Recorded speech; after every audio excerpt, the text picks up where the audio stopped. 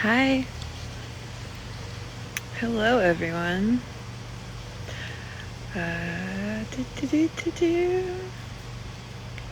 We are almost in Sagittarius season, y'all. It is my time to shine. And welcome to the first episode of this little mini-series of videos that I'm doing called Rise. Hey, there's my love. Thank you for being here and supporting me. So I apologize if the wind is a little bleh because I really want to be outside right now. It's warm enough to do so, and so I'm doing it. Let me reintroduce myself. My name is Jess. Nice to meet you. I am an American thus far. I live in Oklahoma at the moment. I am a mother. I am a radical woman. I am a book witch. I am a plant medicine practitioner. I am many things. And I also bet that you guys are many things as well. So hello, nice to meet you. If you are joining us live, tell me where you coming in from. Hello. This is going to be a pretty short chat, you guys. Your time is precious, all right? And so I have a couple things to say, but I don't want to keep you for too long, okay? I feel really strongly about what I do in the world, and I feel like it can be a benefit and a value to a lot of people. And so I'd be doing a disservice to you guys if I didn't come on here and tell you all of these revolutionary thoughts that I have swirling around in my brain, and the intended value that you are going to gain from this little conversation with me is that you will leave this conversation feeling a little bit lighter in the heart, that you will feel a little empowered in the shoes, and that you will absolutely feel radiating with your divine purpose. And so with all of that said, I'd like to welcome you to the first episode of Rise. So there's this little saying, I heard it recently from Tiffany Peterson, but I heard it's like a very old saying, and it says, chop wood, carry water. Before enlightenment. After enlightenment, chop wood, carry water. Samesies. So what I find this really interesting is that no matter what you're doing, there's a million little steps in our day. There's a little dramas, little events, little significant things that happen to you in your life. And all of those things that happen to you, whether they be good or not so good, those things are actually leading you perfectly down the path that you're supposed to be on. Okay, and if that's hard for you to grasp or understand, I want you to remember that we are all vibrational beings, all right? And a lot of stuff happens in the unseen realms before it even gets into like manifestation. And so with that being known and that being said, I want to remind you that a lot of things I'm going to be mentioning tonight happen in the physical world that we can see, but they also happen in the unseen world, that unconscious place, that subconscious place, that astral place, that etheric place, that between the veil, all of those, whatever you call it in your practice and in your belief system is true, okay? So what I want to remind you is that all of us, though we are of like so much percentages of the same, we actually have a very small percentage in our DNA. That's an interesting sound. That is different. And most of our DNA is absolutely the same. I know there's some scientists who are studying that, and so you can do your own research, all right? But what's interesting about that, just kind of like we are elemental beings, we are earth, we're made out of water, we breathe air, we stay warm by the fire and our heart pumping the blood. We are elemental beings. We are earth creatures. We were born here, we were born in this dimension. So it's interesting to note that when you look at snowflakes under a telescope, you can see that no snowflake is alike. And there's a lot of jokes about unique snowflakes, but if you think about it with your whole heart, you will understand that just like snowflakes, we as human individuals are very much the same. But we have these small, yet very significant, very important things about us, our lives, our experiences, our preferences, that make us stand out amongst the crowd, all right? And these little things that make us different, the tiny little things, are distinguishable, important, and beautiful. I want to tell you from my heart that all of us have a calling, okay? And it doesn't matter if it looks trivial or it looks extraordinary. It doesn't matter how it looks, because all of our callings, all of our soul missions, all of our divine purposes, all of the things that we have stewing in our hearts, the things that we're feeling called to, all of those things point us down the perfect path to either accept or deny our calling. And when we are brave enough to rise into our calling, to rise into our divine gifts, to rise into our earth purpose, when we are brave enough and we take the courage to do that, extraordinary things happen. But we have free will, and free will gives us a choice. And so you have a choice. You could dismiss this and think, I'm not special. I don't have any gifts to give people. I am not a unique snowflake. Or you could think, oh, I do have desires. You can recognize your own love language. You could see that you enjoy doing things in life, and it's all your choice. You can choose to be miserable. You can choose to be joyful. You have free will. And I believe that divine source has no preference whatsoever what you really believe or what you feel about your life, but wants to see you happy. Was it Einstein who came up with that thing? Do you believe that we live in a benevolent universe? Do you believe that the universe wants to feel joy or wants to feel suffering and pain? And it's like a pivotal question. I know I butchered that. Sorry, guys. But it's a pivotal question to ask yourself. Because you can think a couple different things. You could think that the universe is conspiring in my favor. You could think that there's no meaning to all of this. You could think that we live on a polarity planet where there's give and take and waxing and waning. And so just examine your own beliefs on that and see where you're standing. It's my belief system, and I want to share it with you guys, that we all have this divine calling, and our love and our desire points us to the avenue which that is divine. And it so happens for me, regardless of my inner judgment, regardless of how many times I have packed it up and put it away, that my calling is to be your book witch, that my calling is to make spellbound books. And I rise into that declaration and into that embodiment so that I can benefit and add value to the world. And so thank you for being here, and thank you for seeing me. And like I said, my intention is that you feel glorious in your heart after this, knowing that from that love heart space, all is possible, but you have the free will to choose. And trust me, many times in my path, I'm not chosen to make books. Even in my daily struggle, sometimes I choose not to make books, even though I know with my heart of hearts that it's my calling. So when you consider your calling, let me look at my notes really quick. When you consider your calling, imagine as if you didn't know what your calling was. I'm going to give you some clues, just a few little clues on which you can figure out what your calling is, okay? What lights you up? Just really quick questions. You can journal on this if you want to. What lights you up? Okay, if being outside for this live lights me up, then I'm going to follow that because I didn't want to be in the house. If it wasn't for money, second question, if it wasn't for money, what would you be doing with your life?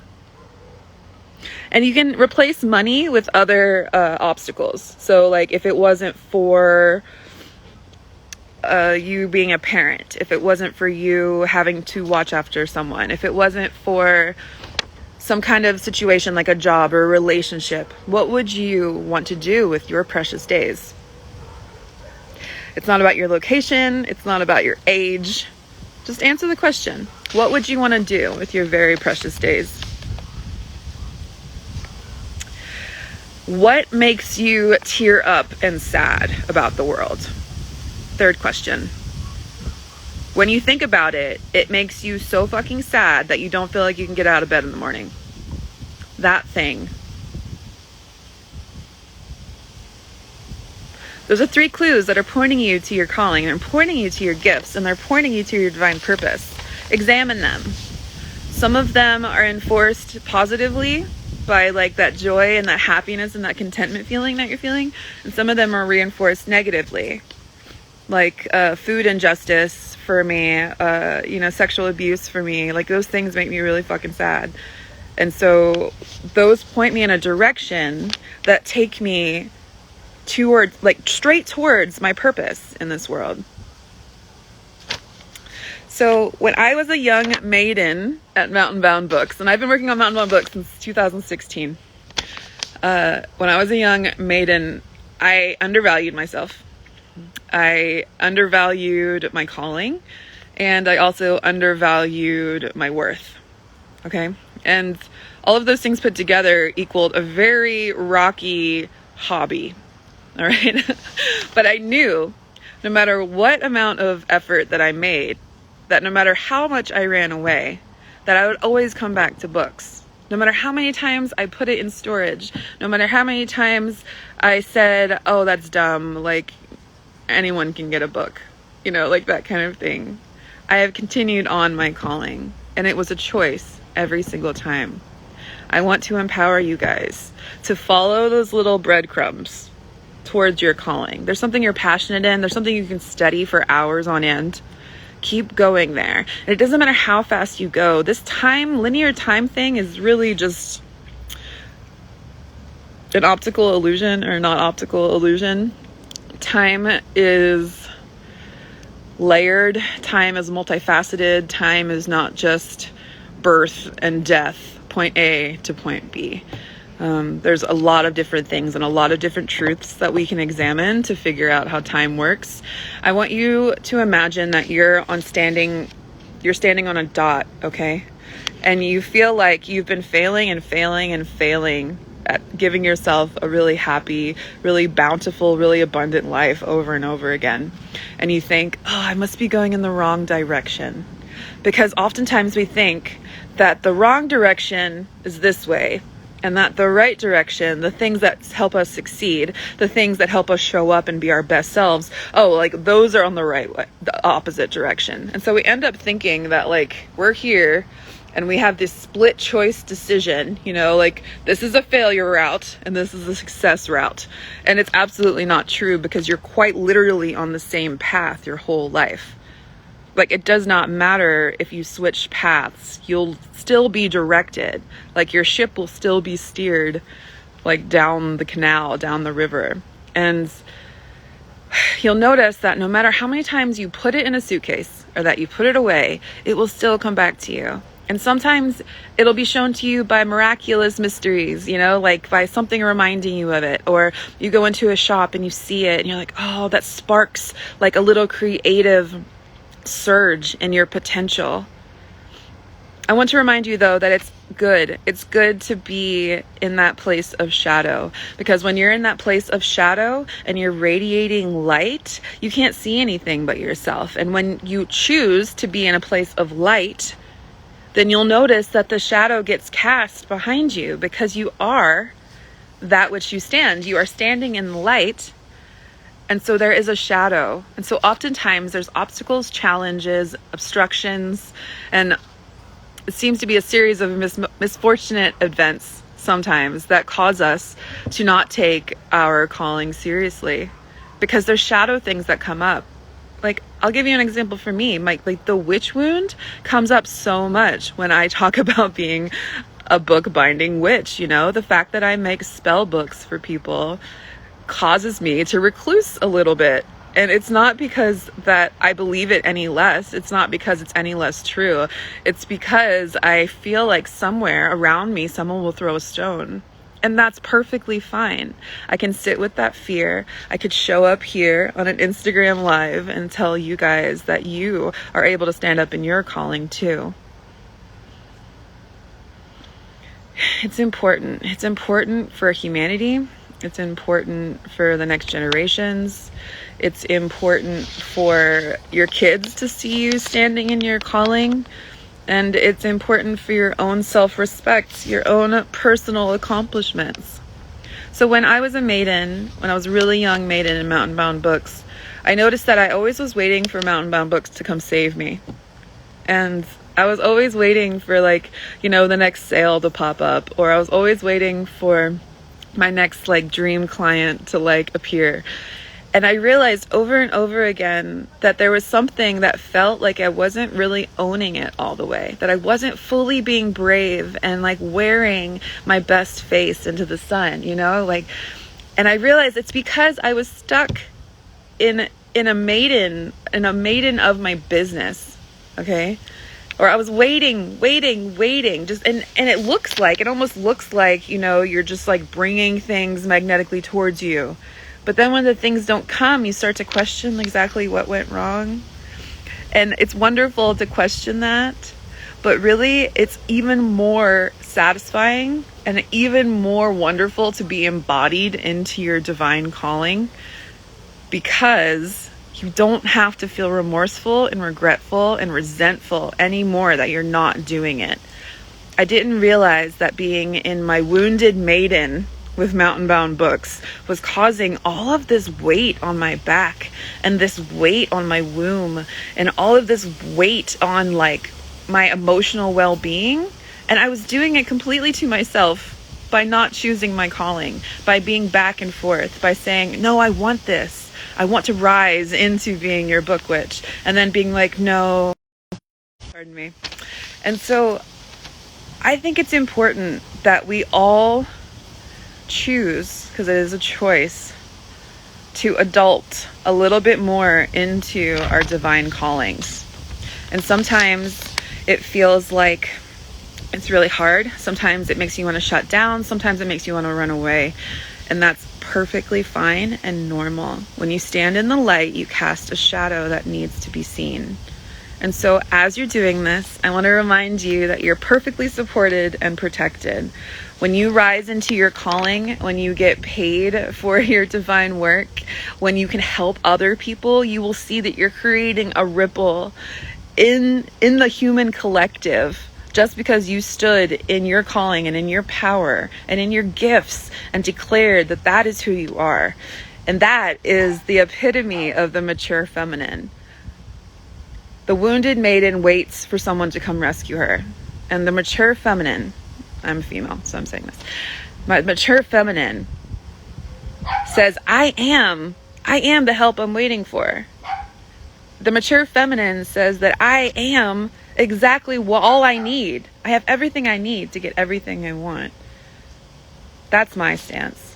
And when you do that, you affect your family. Your family believes that they can do their divine purpose more. You affect your community because you're putting your dollars where it counts. You're affecting people who you offer jobs to. You're creating your own little economy where everyone prospers. And you know what's great about making money is that you can give people respect. You can give people safety with money. You can give people income that provides for their families and gets their desires to come true. And so I don't want to hear any like self-sabotaging thoughts when it comes to me not standing in my calling anymore for myself. It is a divine purpose and that I'm rising into. And just like a bubbly sourdough starter, or a loaf of bread, you know, like we have this chemical reaction to our surroundings that can cause a beautiful product, a beautiful, nourishing gift for the world. And so with that, I want to bid you a good day. And I want to remind you that you have everything you need inside of you. And that when you take your craft more seriously, then the world will take you seriously. And I am learning how to take my craft more seriously. Oh, got a blessing from the tree. So thank you for being here with me for this first episode of Rise. If you are curious about what your spellbound book would look like and what a spellbound book can do for you, you can go to tinyurl.com/spellboundbooks, and that will set you up with a free 30-minute call with me, your book witch, and I would love to see what we can bring into fruition. Highly recommend you guys journal on those 3 things before episode 2. I love you all so much. I believe in you. I believe in us. Oh, you couldn't see me. Who knew? Okay. Just some light play. All right, y'all. Be well. Love you so much. Bye.